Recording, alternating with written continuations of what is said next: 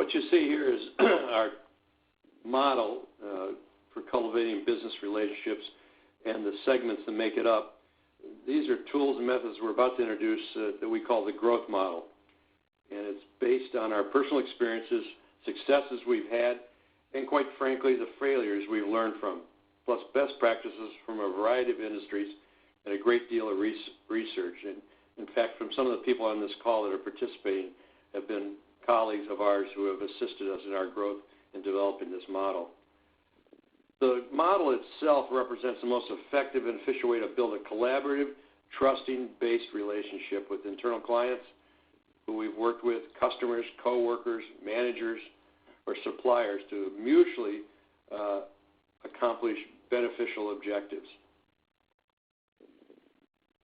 The first step is the G, which stands for Groundwork for Commitment.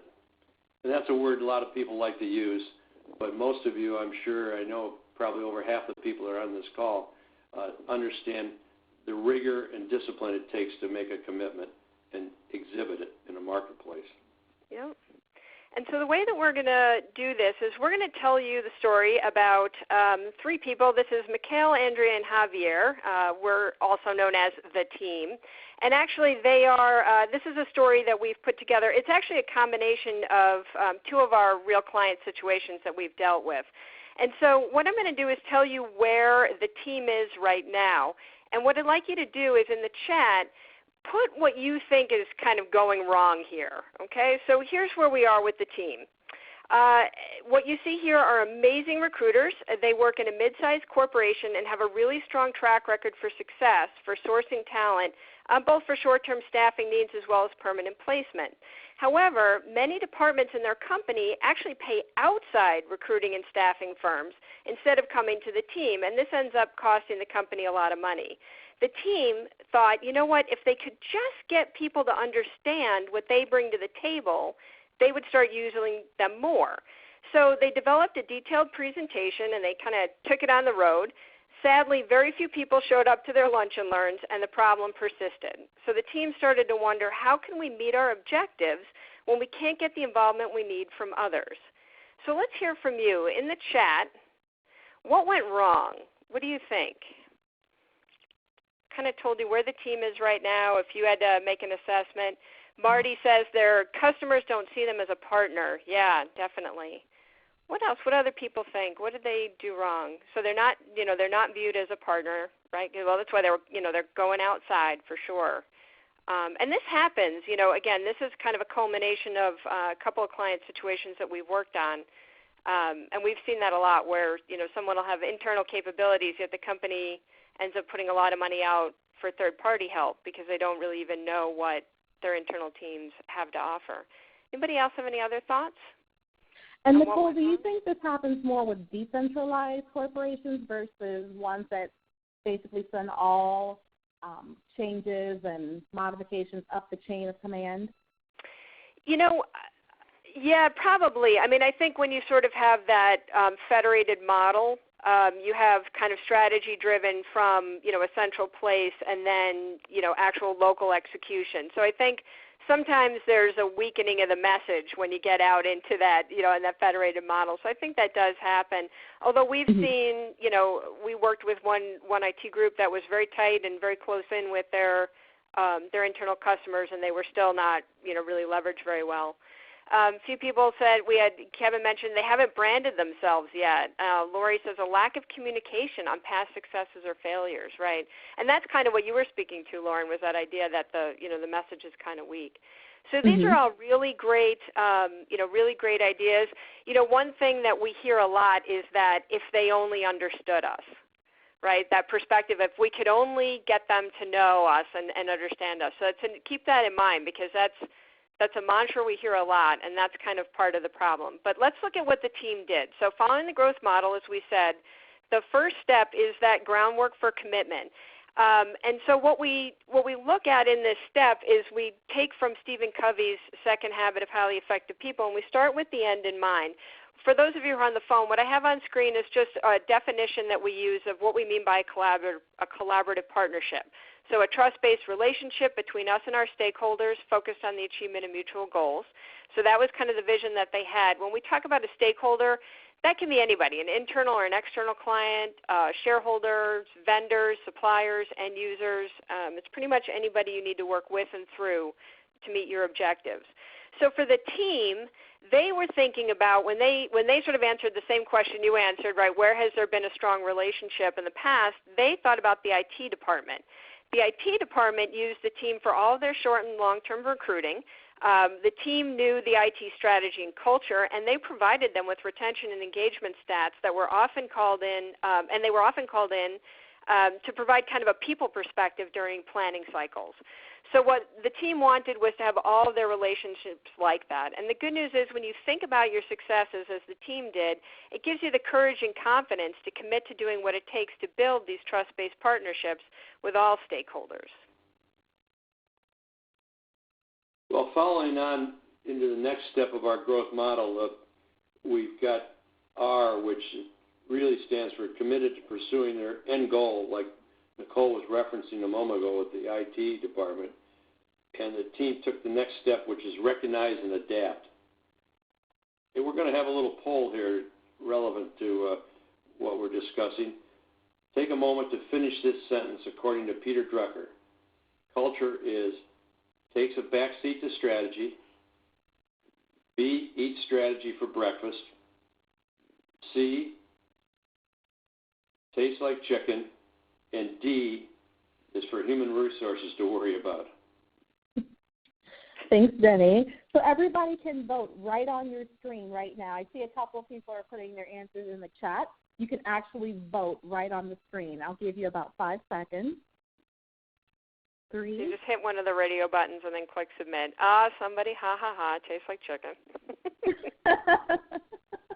I don't know if we have the representative from Chick-fil-A on the phone. But right, that was right. We had asked Chick-fil-A to come along. Very good. Okay, we're going to go ahead and look at the results now. Okay. Nicole and Denny, what do you see on your end? Well, the good news is that almost 64% of people have heard the Peter Drucker quote, so culture takes a backseat to strategy. Correct. Well, let's talk about the culture that we deal with, or the cultures you deal with. Every organization has a dominant culture, and every department within an organization has a variation of all of its own. Organization cultures are made up of a group of stories, norms, communication preferences, leadership styles, processes, and certainly social networks. An organization's culture affects the health, I think, and collaborative partnerships that need to evolve in all of your organizations, and really determines the relationship management styles, tools, and methods that will work best. This means that we have to recognize what are the aspects of the cultures, and we've observed those over the last 9 to 10 years we've been working together, that are helping or hindering the relationship, and adapt it accordingly. And I do a lot of work in this area with executive coaching initiatives.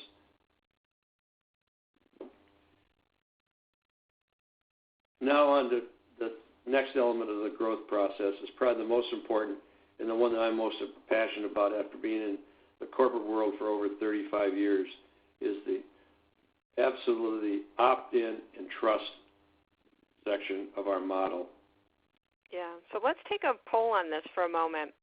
So what I'd like you to do is on a scale of 1 to 10, okay, so with, let's say 10 is all our allies until proven enemies, and 1 being all our enemies until proven allies, how much do you trust someone you just met?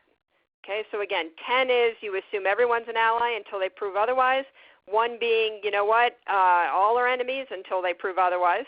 How much do you trust someone you just met? And go ahead and vote right on screen. And by the way, Lauren, if you take a look in the poll, Lori's our winner. Oh, fantastic. Very good. So, yes, we do have a winner for the mystery term, and we will unveil it when we get to the next slide. But Lori Parker is our winner. Congratulations, Lori. Okay. So sorry for that distraction. Congrats, Lori. But go ahead and vote. We'll go ahead and look at the results now. How are we doing? Okay. So we had 29% said 0 to 3. We had about 57% at 4 to 6, and about 14% 7 to 10. So interestingly, your response to this question is a strong predictor of how trusted you are. And that's because the more we trust, the more we are trusted. The easier it is to give trust, the easier it is to earn it. Because without trust, it's nearly impossible to get work done with and through others. One of the things I'd add to what Nicole just said is recently I've had a 3-year engagement in New York City around Wall Street. That in itself is a challenge. But if you look at these makeup of the summary or the survey or the question, and you take 10 different people in an organization, right there it shows you 30% are at one level, another 30%. So you really have a mixed bag, and it's so important that you develop a transparent environment that's really sharing to build trust, or collaboration will not work and your goals will not get accomplished. The next area relevant to trust is really, this is Stephen Covey. It still gets quoted many times because of the believability and how much it really is real in the marketplace. But giving and earning trust is really critical, and it's absolutely almost ludicrous to think that you're going to build collaborative relationships with stakeholders without a nearly frantic or just totally dedicated focus on trust. And the most successful organizations have a high level of trust as for healthy relationships, both business, and it helps in your personal life. Yeah. By the way, for those who are on the phone and can't see on screen, the Stephen Covey quote we have is, "Trust is the glue of life. It's the most essential ingredient in effective communication. It's the foundational principle that holds all relationships." Well, going to the screen again, what we've shown here is a chart that we've used over the years in trust workshops that we've conducted throughout the country and overseas. But this is being really provided by the U.S. Coast Guard, and it's drawn from their leadership development program that I'm very close to because of a family member in the Coast Guard. And it's a subset of behaviors that build and destroy trust.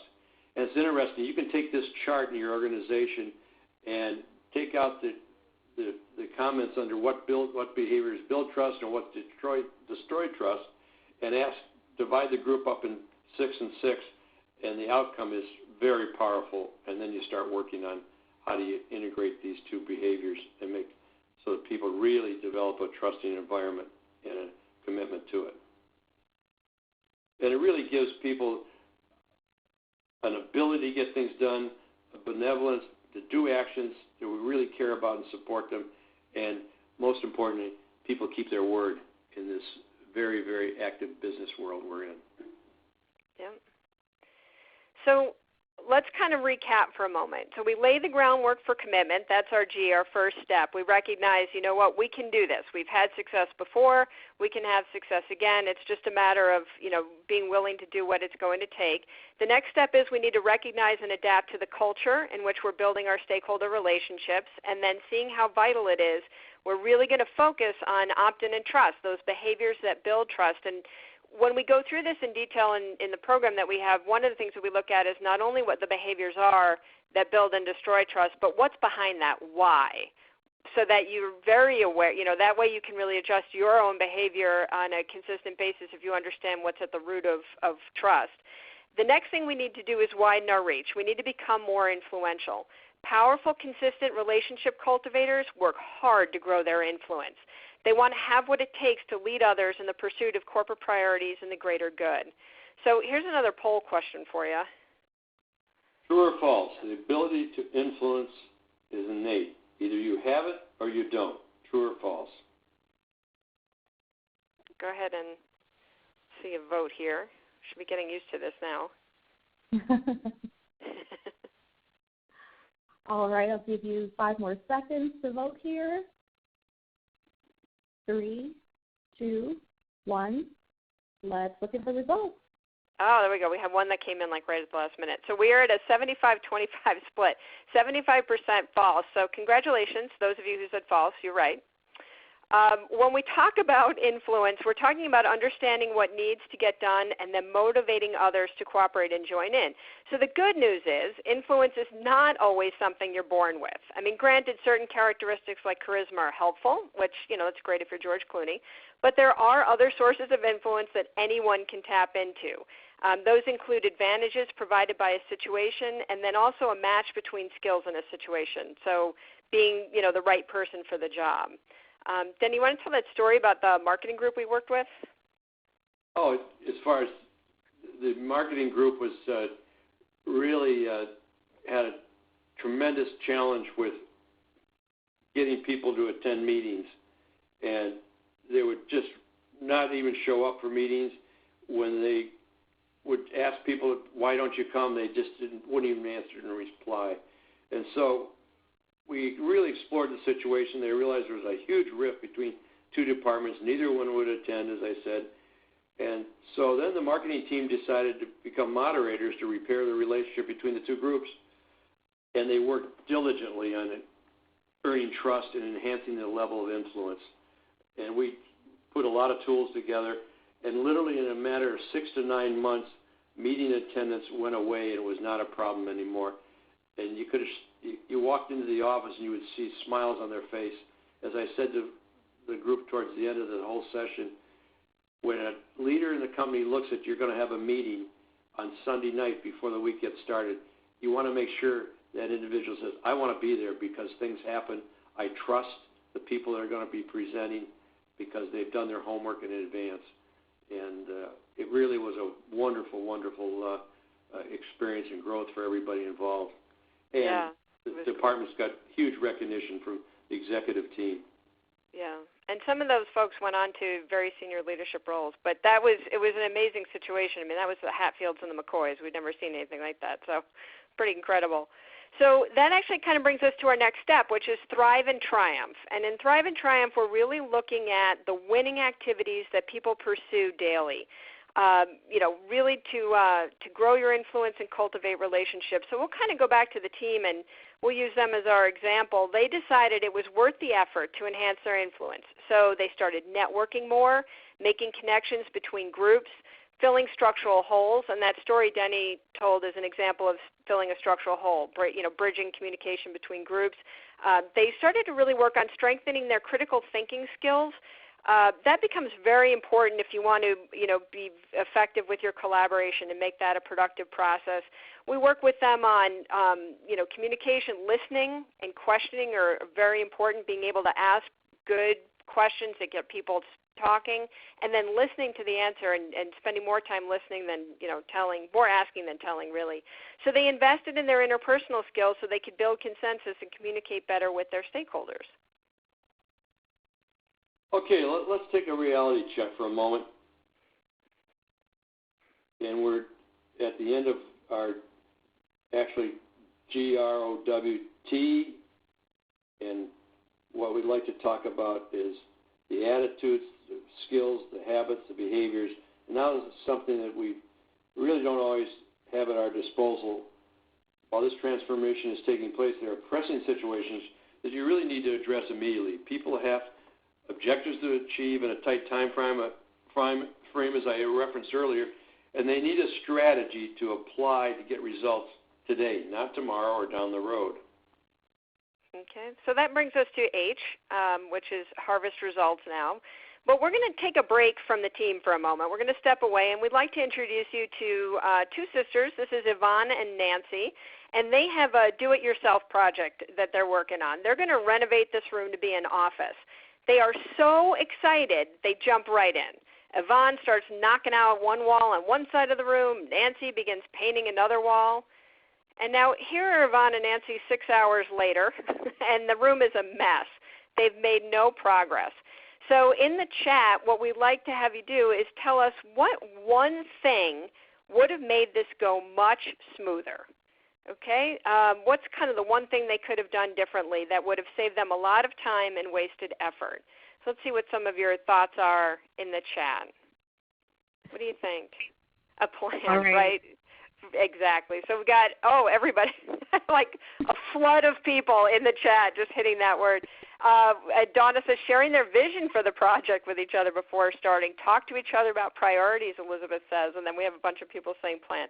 Absolutely. If they had spent a few minutes up front planning out a process and determining how best to work together, they could have saved a lot of time and effort. And so that's what H is Harvest Results Now. This is the process that we bring to the table. And like renovating Yvonne and Nancy's new office, the key ingredients for cultivating successful partnerships are patience and careful planning. So the Harvest Results Now process shown here is the culmination of years of personal experience and best practices that we've gleaned from high performers from a variety of industries and functional areas. And behind each one of these steps, we've got different themes and attitudes for people to take on, but also just some really practical tools so they can apply this right away. We use this process in our own corporate and consulting and coaching roles over the last few years.